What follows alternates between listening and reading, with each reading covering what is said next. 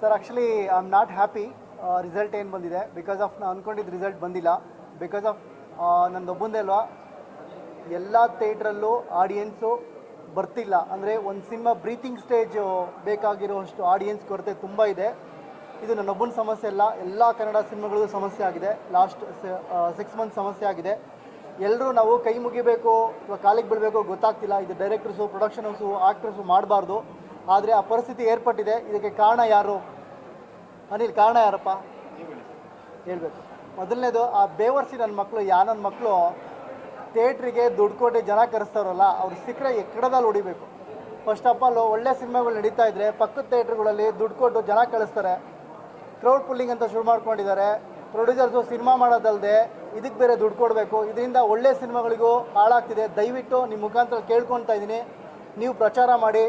ಥಿಯೇಟ್ರವರು ಇದಕ್ಕೆ ಸಪೋರ್ಟ್ ಮಾಡ್ತಾ ಇದ್ದಾರೆ. ಕೆಲವು ಥಿಯೇಟ್ರವರು ದಯವಿಟ್ಟು ಈ ಸ್ಥಿತಿಯಿಂದ ಒಳ್ಳೊಳ್ಳೆ ಸಿನಿಮಾಗಳಿಗೆ ತುಂಬ ಡ್ಯಾಮೇಜ್ ಆಗ್ತಿದೆ. ಡೆಫಿನೆಟ್ಲಿ ನನಗೆ ಆಗ್ತಾ ಇದೆ. ನಾನು ಅನುಭವ ಸರ್, ನೀವು ಹೇಳಿದ್ರೆ ಆಡಿಯನ್ಸ್ ಬಿಲ್ಲಿಂಗ್ ಅಂತ ಹೇಳಿ ಒಂದು ಕ್ಲಾರಿಫಿಕೇಶನ್ ಮೀಡಿಯಾ ಮೂಲಕ ಕೊಟ್ಟರೆ ಸುಮಾರು ಸಿನಿಮಾ ರಿಪೋರ್ಟ್ ಬಂದಿದೆ, ಅದಕ್ಕೋಸ್ಕರ ಈ ರೀತಿ ಹೇಳ್ತಿರ್ತಾರೆ, ಫ್ರಸ್ಟ್ರೇಷನ್ ಅಲ್ಲಿ ಹೇಳ್ತಿರ್ತಾರೆ. ಏನಕ್ಕೆ ಅಂದ್ರೆ ಸಿನಿಮಾ ಸೋತಾಗ ಎಲ್ಲರೂ ಮಾತಾಡೋದನ್ನ ಆ ಹಂತಕ್ಕೆ ಸೋಲ್ತಾರೆ. ಏನಕ್ಕೆ ಅಂದ್ರೆ ಆಗ್ತಿರೋ ಸಮಸ್ಯೆ ಬಗ್ಗೆ ಅಥವಾ ನಿರ್ದೇಶಕರು ಅಥವಾ ತಂಡನ ಹೇಳುವಂಥ ಫ್ರಸ್ಟ್ರೇಷನ್ ಮೇಲೆ ಆಗ್ತಾರೆ. ಸರ್, ಇಲ್ಲೊಂದು ಕ್ಲಾರಿಫಿಕೇಶನ್ ಮಾಡ್ತೀನಿ. ಈ ಪಿಕ್ಚರ್ ಡೈರೆಕ್ಟ್ರು ನಾನೇ, ಅರುಣ್ ನಮುಕ್ತಾ. ಈ ಪಿಕ್ಚರ್ ಡಿಸ್ಟ್ರಿಬ್ಯೂಟ್ರು ನಾನೇ.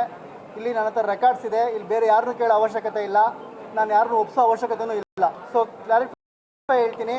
ಯಾಕೆಂದರೆ ಎಲ್ಲ ಕಡೆ ಆಲ್ಮೋಸ್ಟ್ 150 ಸೆಂಟ್ರಲ್ ರಿಲೀಸ್ ಮಾಡಿದ್ದೀವಿ, 25 ಮಾಲಲ್ಲಿ ರಿಲೀಸ್ ಮಾಡಿದ್ದೀವಿ.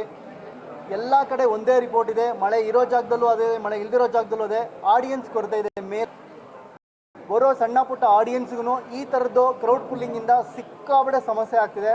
ದಯವಿಟ್ಟು ನಿಮ್ಮ ಮುಖಾಂತರ ದಯವಿಟ್ಟು ಇಲ್ಲ ಅಂದರೆ, ಯಾಕೆಂದರೆ ಸಿನಿಮಾಗೆ ಬರ್ತಾ ಡೇ ಎನಿ ಸಿನಿಮಾಸ್ ಯಾರೇ ಮಾಡಿದ್ರು, ಯಾವುದೇ ಆ್ಯಕ್ಟ್ರ್ ಮಾಡಿದ್ರು, ಬರ್ಜಿ ಹುಡುಗರು, ಕಾಲೇಜ್ ಹುಡುಗರಿಗೆ ಹಾಸ್ಟೆಲ್ ಹತ್ರ ಹೋಗ್ಬಿಟ್ಟು ಫ್ರೀ ಟಿಕೆಟ್ ಕೊಟ್ಟರೆ ಹೇಗೆ ಬರ್ತಾರೆ?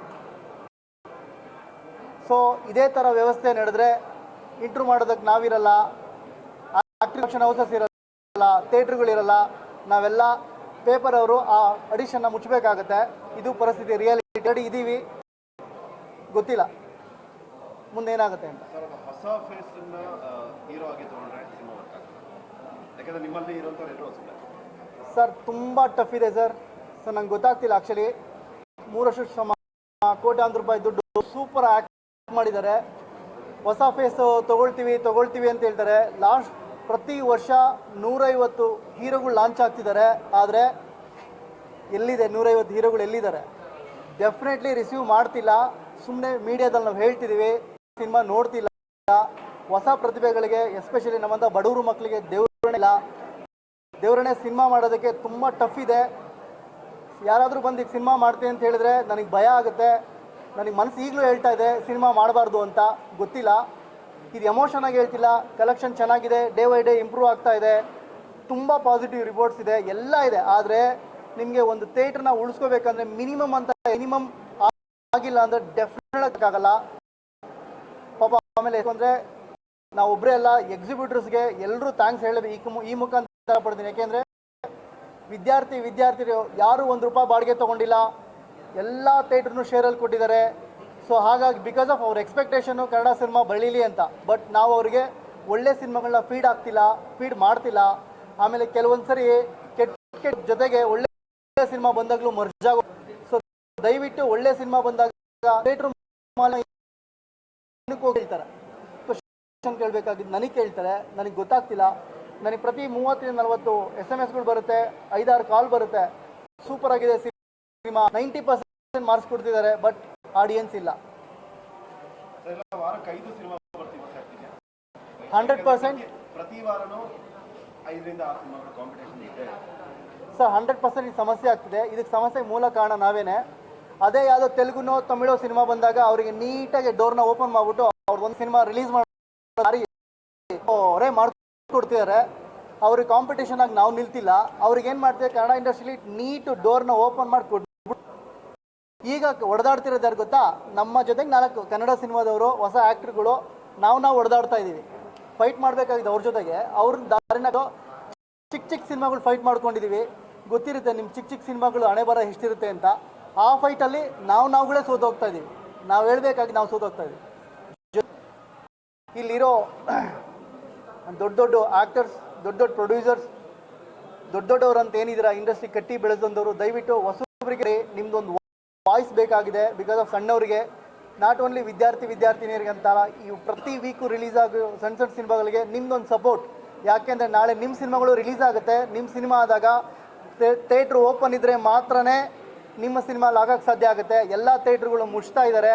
ಬಿಕಾಸ್ ಆಫ್ ಏನಂದರೆ ಥಿಯೇಟ್ರುಗಳಿಗೆ ಸಣ್ಣವ್ರಿಗೆ ಸಪೋರ್ಟ್ ಕೊಡ್ತಿಲ್ಲ. ವಾಯ್ಸಿಂದ ಸಣ್ಣ ಸಿನಿಮಾಗಳಿದ್ರೆ ನಿಮ್ಮ ಸಿನಿಮಾ ಬಂದಾಗ ಆ ಥಿಯೇಟ್ರ್ ಇರುತ್ತೆ, ಇಲ್ಲಾಂದರೆ ಆ ಥಿಯೇಟ್ರನ್ನ ಮುಚ್ಚಿ ನಿಮ್ಮ ಸಿನಿಮಾ ಬಂದಾಗ ಓಪನ್ ಆಗುತ್ತೆ. ಆಡಿಯನ್ಸಿಗೆ ಫ್ಲೋಟಿಂಗ್ ಅಂದರೆ ಸಿನಿಮಾ ನೋಡೋ ಅಭ್ಯಾಸನ ಕಟ್ ಮಾಡಿದ್ದೀವಿ ಆಲ್ರೆಡಿ. ಈಗ ಏನಿರಲ್ಲ ಅಂದರೆ ಸೊ ಸಿನಿಮಾ ರೆಗ್ಯುಲರಾಗಿ ನೋಡೋ ಆಡಿಯನ್ಸಿಗೆ ಸಿನಿಮಾ ಫ್ಲೋನ ಕಟ್ ಮಾಡಿದ್ದೀವಿ, ಹಂಗಾಗಿ ಬರ್ತಾ ಇಲ್ಲ ಸರ್. ಅದು ಕಣ್ಣೀರ ಕತೆ. ಬಿಸ್ನೆಸ್ನ ನಾಶ ಮಾಡಿಬಿಟ್ಟಿದ್ದಾರೆ.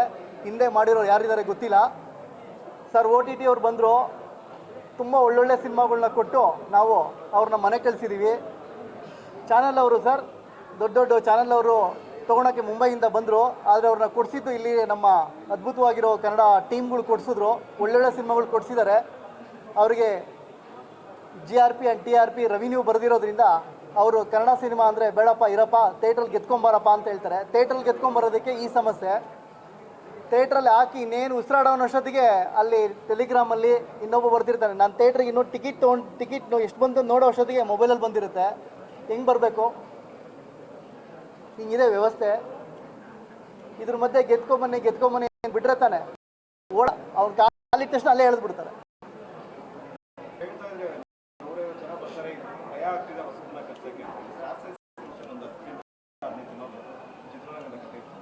ಸರ್ ಅವ್ರಿಗೆ ಮಾಡಲಿ, ಯಾರ್ಯಾರು ಅವ್ರಿಗೆ ಮಾಡ್ತಿದ್ದಾರೆ very good, I am happy. ಅದರಲ್ಲಿ ನಾನು ಹೇಳೋಷ್ಟು ದೊಡ್ಡವನಲ್ಲ.